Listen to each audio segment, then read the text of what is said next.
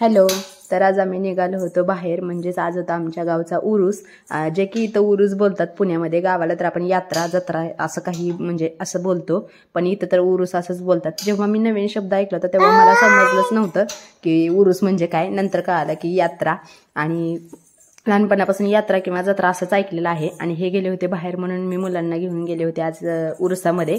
आणि मग इथं आम्ही देवीचं अगोदर दर्शन घेतलं, कारण इथं मांजराई देवीचं दर्शन आहे, मंदिर आहे सॉरी. म्हणजे मग आम्ही इथं दर्शन वगैरे घेतलं. खूप जास्त गर्दी होती आज, आणि उद्या आहे संडे, तर उद्या तर खूप जास्त गर्दी असणार आहे सुट्टीचा दिवस असल्यामुळं.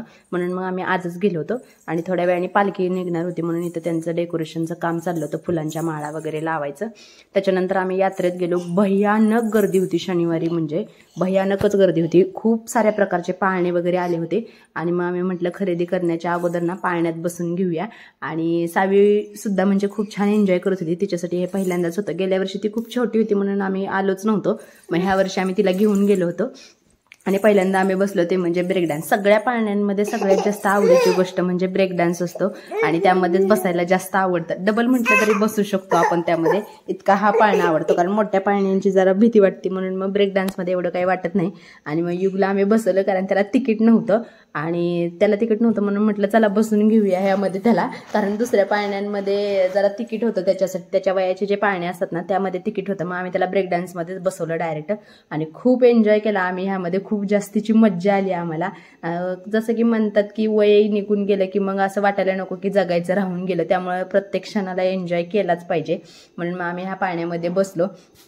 आणि सावीला आम्ही खालीच ठेवलं, तर सावीला आम्ही घेतलं नव्हतं. त्यानंतर हा जो आहे ना ड्रॅगन पाळणा, त्यामध्ये मी पहिल्यांदाच बसले होते. ते पण एकदम लास्टला बसले होते, कारण सगळे म्हणतात ते लास्टला बसलं तरच मज्जा येते, आणि पैसे दिले तर वसूल करायलाच पाहिजे. आणि ह्याच्यामध्ये ना खूप जास्तीची भीती वाटत होती आम्हाला, कारण मी ह्याच्यात पहिल्यांदाच बसले होते आणि शेवटचं बसले. ह्याच्यानंतर कधी बसणारच नाही. मग त्याच्यानंतर युगला थोडंसं जम्पिंगवरती पाठवलं, कारण त्याला पण वाटत होतं की त्याच्या वयाच्या मुलांसोबत त्या पाळण्यात बसायचं. पण हल्ली ना एवढं महाग झालंय, पहिल्यासारखं काही राहिलंच नाही. पहिल्या कसं 10 रुपये 20 रुपये मध्ये आपल्याला बसायला भेटत होतं, आता 50-100 शिवाय कोणती गोष्टच राहिलेली नाही.